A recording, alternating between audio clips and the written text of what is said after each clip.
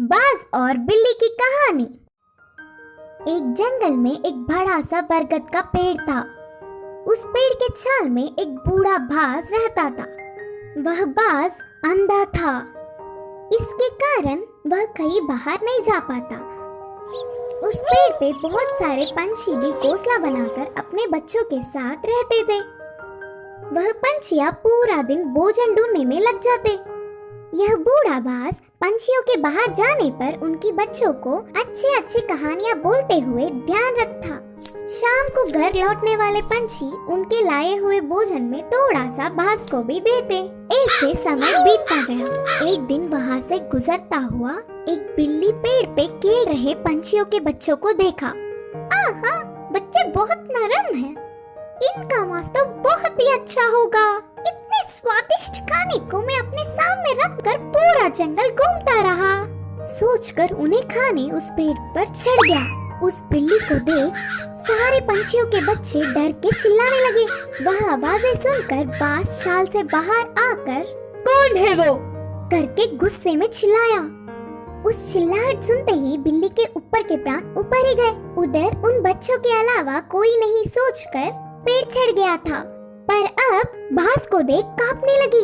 बचने के लिए उसे कोई रास्ता नहीं दिखा। जो होगा सो होगा सोचकर साहस करके कहा, हाँ, मैं एक बिल्ली हूँ। आपके आज्ञा के बिना इस पेड़ पर चढ़ के आने के लिए माफी चाहता हूँ। तब तुरंत बाज, क्या तुम बिल्ली हो? पहले इस पेड़ से उतरकर चले जाओ, नहीं तो तुम्हारे प्राण ले लूंगा, बोलकर चेतावनी दी। हाँ, पर अब गुस्सा ना हो। मेरा जन्म बिल्ली जात का होने पर भी उस जात के लक्षण नहीं आए।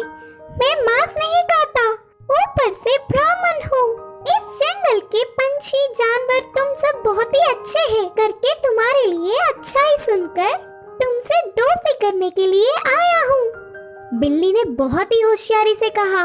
बिल्ली के बातें सुनकर बाज बहुत खुश हुआ। इससे बिल्ली बाज की और तारीफ करने लगी।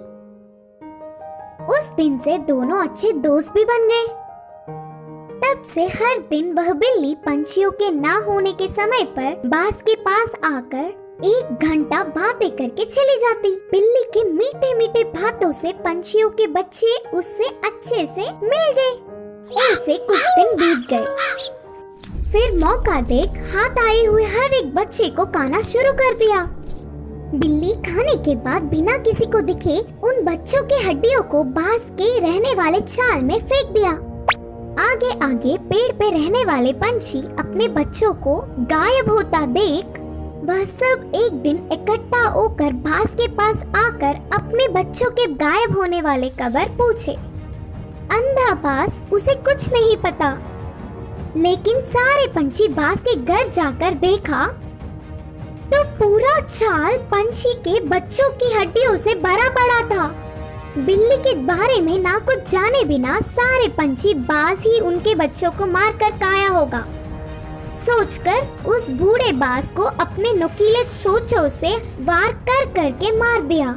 करके पीड़ित होते हुए बाज ने अपने प्राण छोड़े। इस कहानी की शिक्षा है कि जन्मजात के लक्षण मरने से भी नहीं मिटते। कुएं में हीरे का कंगन।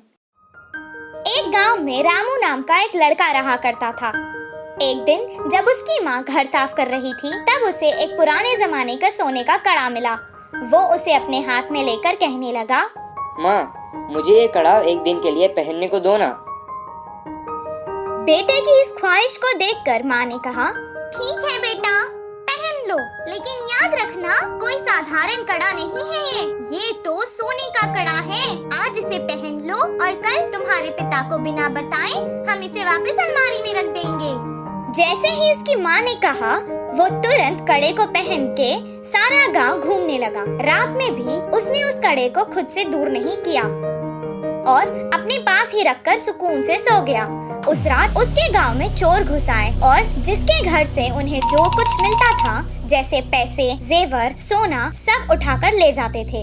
सुबह जब उसके गांव वालों को पता चला कि उनकी सभी मूल्य चीजें चोरी हो चुकी हैं, वो सब शोर मचाने लगे। कितना ढूंढने पर भी चोर का पता नहीं चला। रामू की वजह से उसके पुरखों का सोने का कड़ा चोरी हो चुका था। ये सुनकर उसके पिताजी को बहुत गुस्सा आया और वो डांटने और मारने लगे।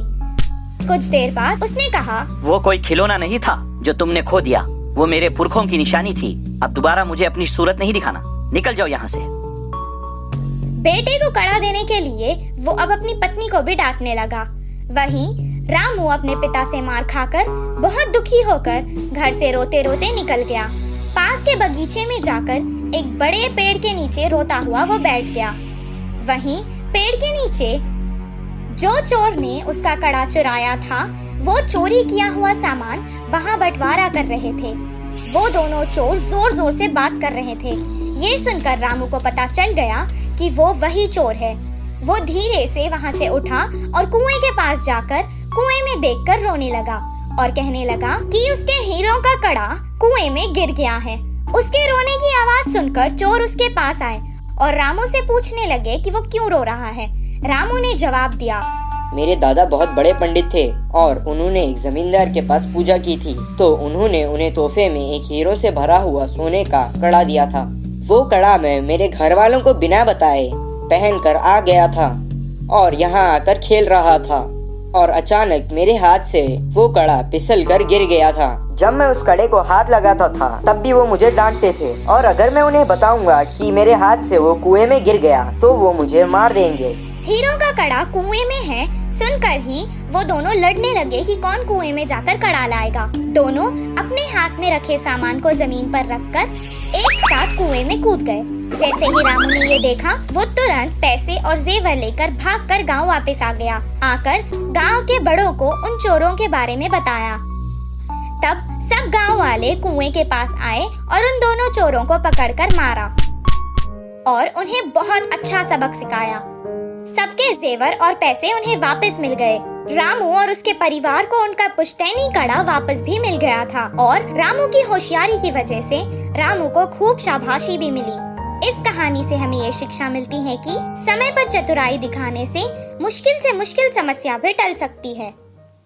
पछताने वाला मोर। एक जंगल में कौवा पंछी बहुत अच्छे मित्र थे। वे एक दूसरों की मुश्किलों में मदद करते थे। एक दिन कौवा पंछी के रहने वाली जगह पर बचाओ बचाओ मित्र बचाओ बोलते हुए कांपता एक मोर उनके पास भागते हुए आया। क्या हुआ मित्र, कहाँ से भागते आ रहे हो? इतने परेशान क्यों हो? मुझ पर शिकारी की नजर पड़ी, वह मेरे पीछे पड़ता आ रहा है तो बचने के लिए भागता हुआ रास्ता भूलकर तुम्हारे सामने आई। अब तुम्हें ही मुझे बचाना होगा। अच्छा ठीक है यार, पंछी ने कहा। कौवा पंछी ने उस मोर का साथ दिया। फिर से वापस जाने के लिए रास्ता भूलने के कारण कौवा पंछी के साथ वहीं रहते हुए मोर अच्छी मित्र बन गई। उनकी मित्रता कुछ दिन अच्छा था। कौवा पंछी के बीच के मित्रता ना सह पाते हुए मोर जलने लगी। किसी भी तरह कौवा पंछी को अलग करना चाहती थी। एक दिन कौवा भोजन के लिए बाहर जाने के समय पर मोर ने पंछी से कहा, मित्र तुम कौवे से इतना ज्यादा मित्रता बढ़ाकर बहुत ही नजदीक रह रहे हो।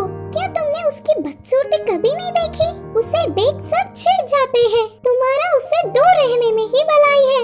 मैं जो कहनी चाहती थी वो कह चुकी, बाकी तुम्हारी मर्जी। वह सुनकर अचानक चौंकने वाला पंछी मोर से कहा, हाँ सच्ची, मैंने इतने दिनों से कौवे के बारे में सोचने की कोशिश भी नहीं की। हट, उससे क्या दोस्ती, उससे क्या मित्रता। तुम्हारे जैसे सुंदर वालों से मित्रता करने से मेरा मूल्य और होदा बढ़ेंगे। उसकी चाल सफल हुई करके मोर खुश हुई। आगे आगे मोर पंछी के व्यवहार में परिवर्तन देख कौवा उन्हें उसे दूर करने की बुरी सोच को समझी। एक दिन, मित्रों मेरी वजह से तुम्हें तकलीफ हो रहा होगा, इसीलिए इधर के पास में ही एक घोंसला बनाया। मैं वहाँ जाकर रहूँगा, चलता हूँ करके कौवा उदास होकर कहा।